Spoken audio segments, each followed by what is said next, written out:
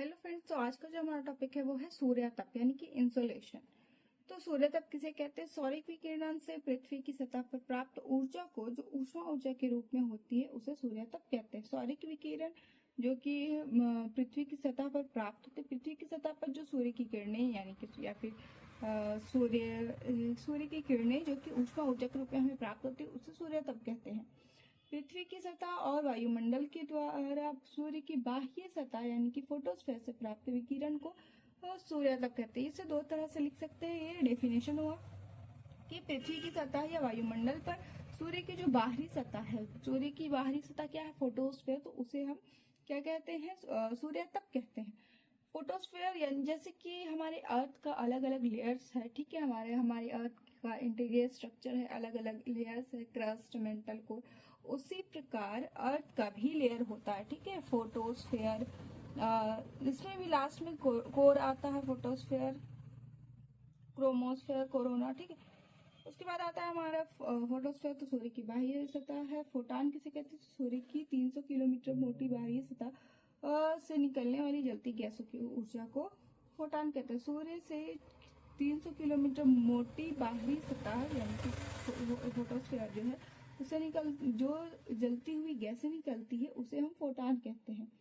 अब देखिए, ये जो सूर्यातप है ये कितना प्रतिशत कहाँ आता है? तो इसका मेजरमेंट जो है वो पायराइनोमीटर के द्वारा किया जाता है, ठीक है। सौरिक ऊर्जा का विकिरण सूर्य की बाह्य सतह फोटोस्फेयर या प्रकाश मंडल से इसी फोटोस्फेयर को हम प्रकाश मंडल भी कहते हैं। तो सौरिक ऊर्जा का विकिरण सूर्य की बाह्य सतह से होता है। सूर्य का निर्माण 4 मंडलों से हुआ है: कोर, फोटोस्फेयर, क्रोमोस्फेयर और कोरोना। अब देखिए, ग्रैनुल क्या होता है? फोटोस्फेयर की सतह समान मोटाई वाली ना होकर असमान होती है जिसमें अनगिनत छोटे प्रकाशित क्षेत्र होते हैं, इन्हें ग्रैनुल कहते हैं। ठीक है, फोटोस्फेयर की जो सतह है वो समान नहीं होती है और ये असमान होती है जिसमें अनगिनत छोटे छोटे प्रकाशित क्षेत्र होते हैं, उन्हें ग्रैनुल कहते हैं। सौर कलंक क्या होता है? तो फोटोस्फेयर में ठंडे अंधेरे भागों को हम क्या कहते हैं? सौर धब्बा या सौर कलंक कहते हैं। अब आता है हमारा फैकुला। तो फैकुला किसे कहते हैं? तो फोटोस्फेयर में गर्म और प्रकाशित भाग को हम फैकुला कहते हैं। अब आता है हमारा क्रोमोस्फेयर। तो सूर्य से लगभग 1 बिलियन किलोमीटर दूर फोटोस्फेयर के चारों ओर जलती गैसों की परत को क्रोमोस्फेयर कहते हैं। जो सूर्य है, सूर्य से लगभग 1 बिलियन किलोमीटर दूर फोटोस्फेयर है, ठीक है, उसके चारों ओर जो जलती गैसों की परत होती है उसे ही हम क्या कहते हैं? क्रोमोस्फेयर कहते हैं। कोरोना किसे कहते हैं? तो सौरिक वायुमंडल के सबसे बाहरी मंडल को कोरोना कहते हैं। सौरिक पवन फोटोस्फेयर से निकले इलेक्ट्रॉन और प्रोटॉन की धारा जो क्रोमोस्फेयर और कोरोना में प्रवाहित होती है को सौरिक पवन कहते हैं। अब देखिए, सबसे पहले ये हमारा आ गया फोटोस्फेयर, उसके बाद फिर आया हमारा क्रोमोस्फेयर और सबसे आउटर लेयर क्या हो गया? कोरोना, ठीक है। तो इस फोटोस्फेयर से जो भी सौरिक ऊर्जा निकलती है, ठीक है, इलेक्ट्रॉन प्रोटॉन जो भी निकलते हैं, तो ये क्रोमोस्फेयर में प्रवाहित होते हैं और यहाँ से प्रवाहित होने के बाद कोरोना में जाते हैं। तो इसे ही हम क्या कहते हैं? सौरिक पवन कहते हैं। अब आता है हमारा सोलर फ्लेयर।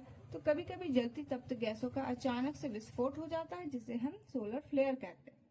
अब हमारा मेन टॉपिक आता है सूर्य तप का वितरण, ठीक है, कि हमारी अर्थ में सूर्य तप कितना आता है, कितना प्रतिशत हमारी जो अर्थ है वो एब्जॉर्ब करती है। तो देखिए, सूर्य तप कितना प्रतिशत आ रहा है इसका पता किस यंत्र से लगाया जाता है? तो पाइराइनोमीटर से लगाया जाता है, ठीक है। किस यंत्र से लगाया जाता है? पाइराइनोमीटर। सूर्य तप की सर्वाधिक मात्रा भूमध्य रेखा के पास मिलती है क्योंकि भूमध्य रेखा में सूर्य की जो किरणें हैं वो लगभग लंबवत पड़ती हैं। इन स्थितियों के कारण सूर्य तप भूमध्य रेखा के दोनों ओर खिसकता है।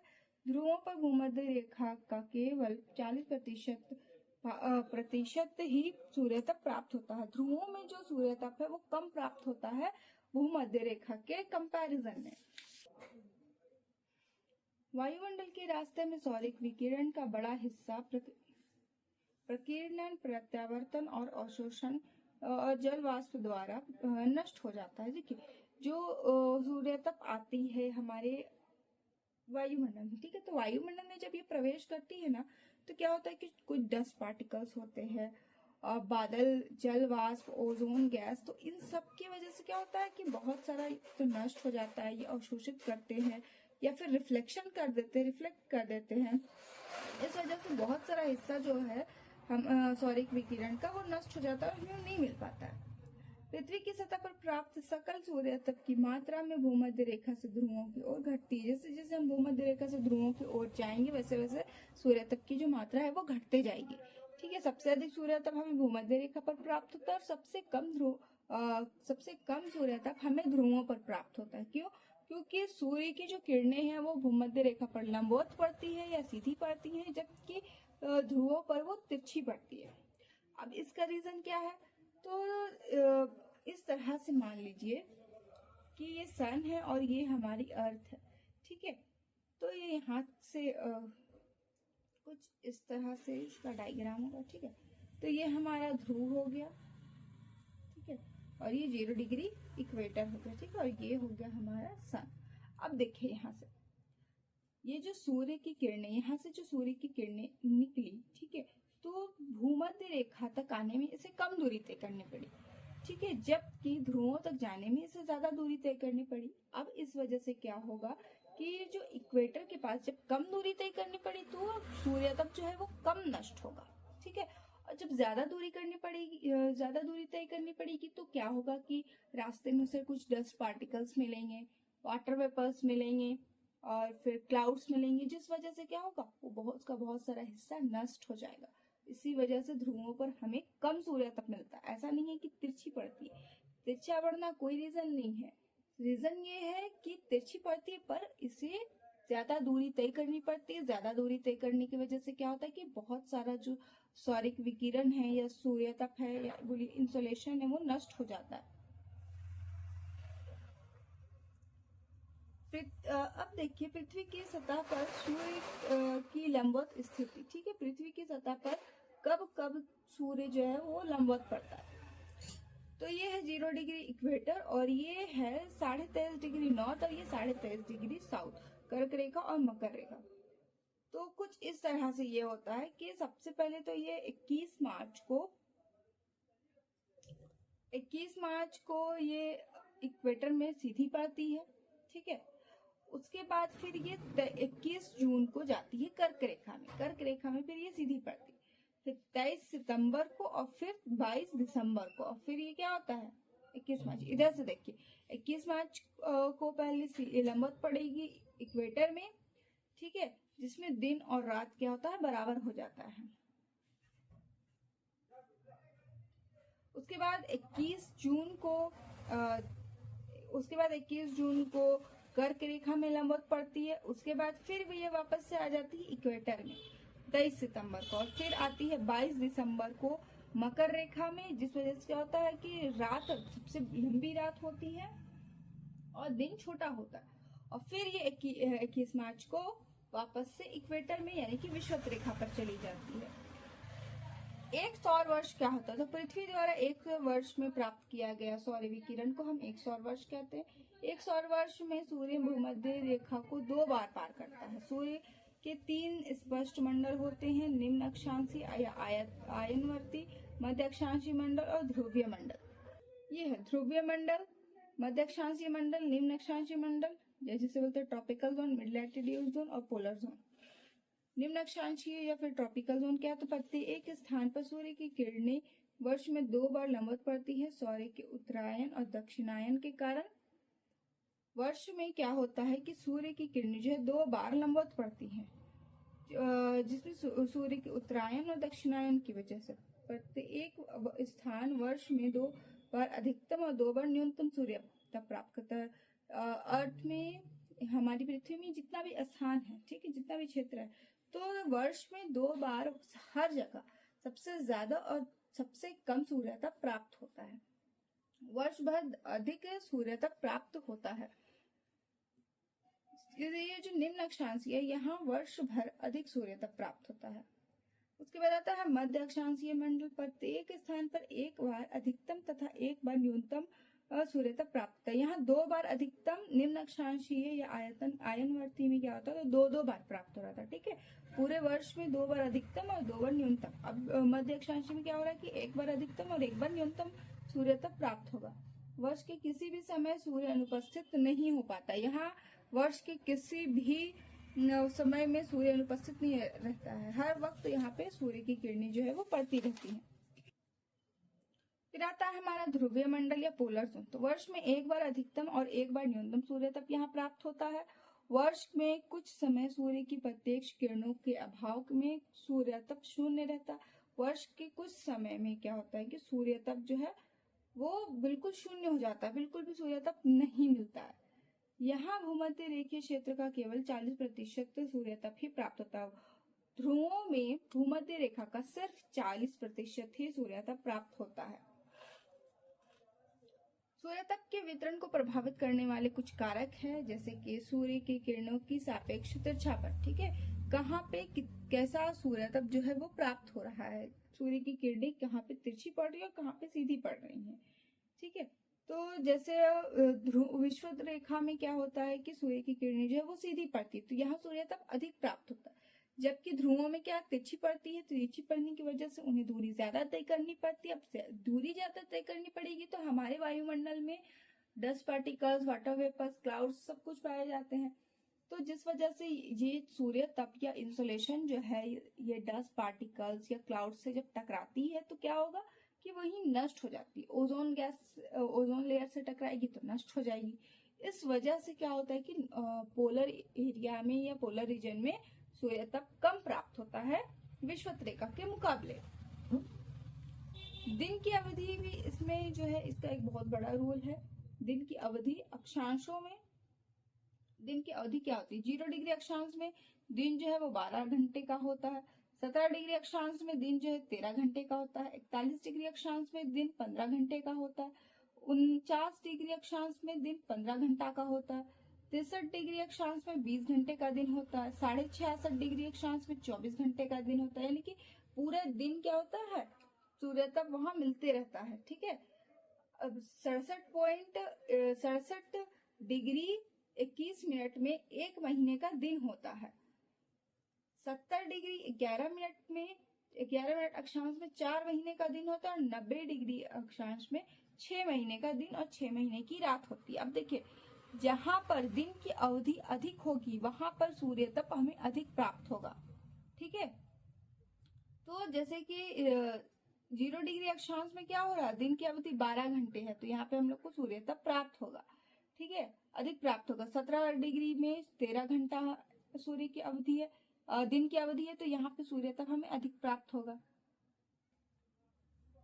अब आता है पृथ्वी से सूर्य की दूरी, कि पृथ्वी सूर्य से कितना दूर है।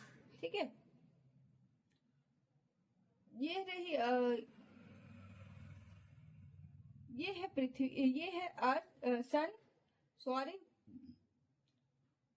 ये है सूरज और ये है हमारी पृथ्वी। एक स्थिति यहाँ पे और एक स्थिति यहाँ पे। एक बार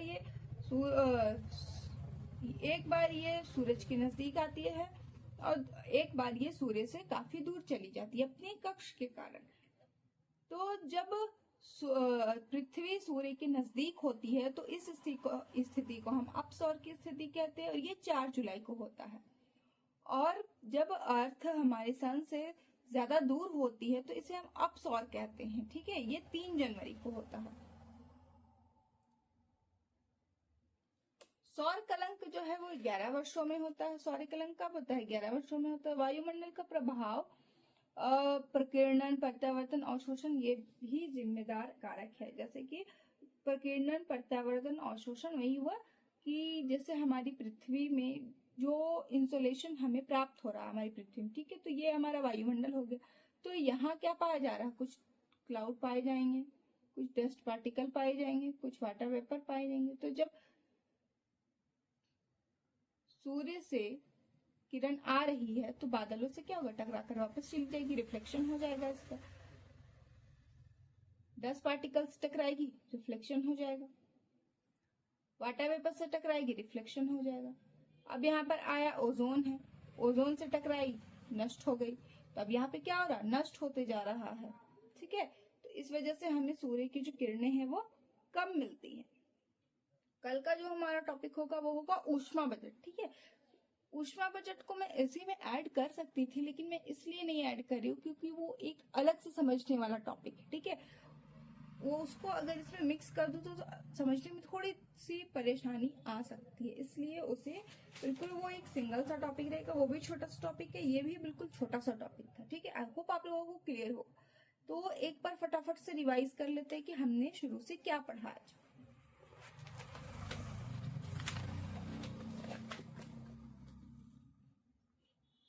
तो हम पढ़ रहे थे सूर्यतप या इंसोलेशन। तो सूर्यतप क्या होता है, तो सौरिक विकिरण से यानी कि फोटोस्फीयर से जो भी ऊष्मा ऊर्जा हमें हमारी पृथ्वी को मिलती है उसे हम सूर्यतप कहते हैं। फोटोस्फीयर सूर्य की बाह्य परत होती है, ठीक है। सूर्य का निर्माण जो है वो 4 मंडलों से हुआ, कोर, फोटोस्फीयर, क्रोमोस्फीयर और कोरोना। सौर्य कलंक किसे कहते हैं, तो फोटोस्फीयर में ठंडे और अंधेरे भागों को हम सौर्य कलंक कहते हैं।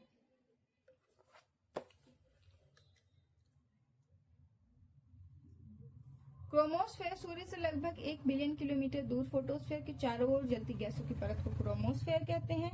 कोरोना क्या होता है, तो सौरिक वायुमंडल के सबसे बाहरी मंडल को कोरोना कहते हैं। सौर पवन क्या होता है, तो फोटोस्फेयर से निकलने वाला जो इलेक्ट्रॉन और प्रोटॉन होता है तो वो क्रोमोस्फेयर और कोरोना से प्रभावित होता है, तो इसे ही हम सौर पवन कहते हैं।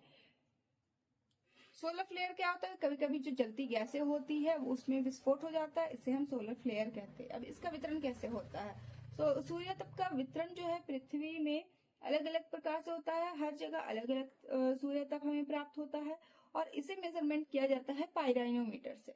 सबसे अधिक सूर्यतप हमें भूमध्य रेखा पर प्राप्त होता है, सबसे कम सूर्यतप हमें पोलर रीजन में प्राप्त होता है। भूमध्य रेखा पर सर्वाधिक सूर्यतप प्राप्त होने का कारण है सूर्य की किरणें जो है वो लंबवत पड़ती हैं, जबकि ध्रुवों पर सूर्य की किरणें जो है वो तिरछी पड़ती हैं।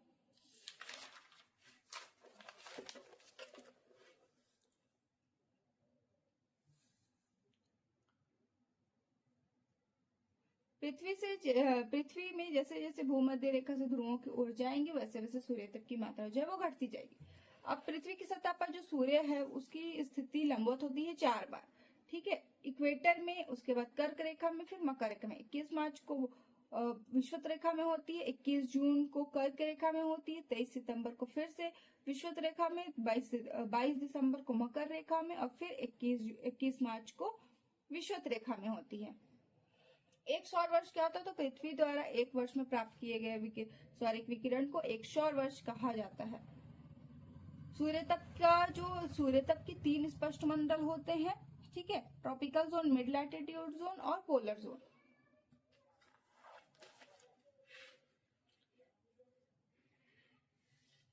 अब ये जो ट्रॉपिकल जोन है यहाँ पर 2 बार सबसे अधिकतम और 2 बार सबसे न्यूनतम सूर्यतप प्राप्त होता है और वर्ष भर यहाँ सबसे ज्यादा सूर्यतप प्राप्त होता है। मिड लैटिट्यूड जोन क्या होता है, यहाँ 1 बार अधिकतम और 1 बार न्यूनतम सूर्यतप प्राप्त होता है और यहाँ कभी भी सूर्यतप अनुपस्थित नहीं रहता है।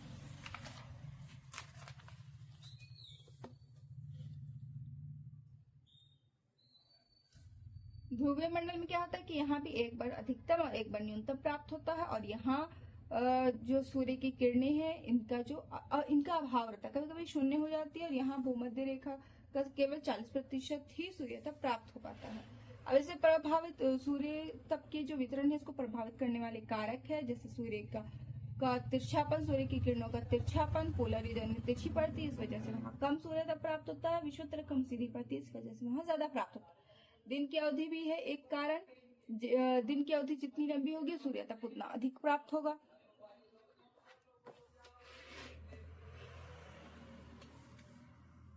सूर्य से पृथ्वी की दूरी, तो पृथ्वी जब है सूर्य के नजदीक होता है तो इस स्थिति को हम अपसौर कहते हैं। पृथ्वी जब सूर्य से दूर होता है तब इसे हम उपसौर कहते हैं। नजदीक होने की स्थिति 4 जुलाई को होती है, दूर होने की स्थिति 3 जनवरी को होती है। तो यही था हमारा टॉपिक, आज का जो हमारा टॉपिक है वो क्लियर हो गया है। अगर आपको कोई डाउट हो सूर्यतप इंसोलेशन में तो कमेंट सेक्शन में कमेंट करिए। तो आज के लिए बस इतना ही, मिलते हैं नेक्स्ट वीडियो में, तब तक के लिए टेक केयर।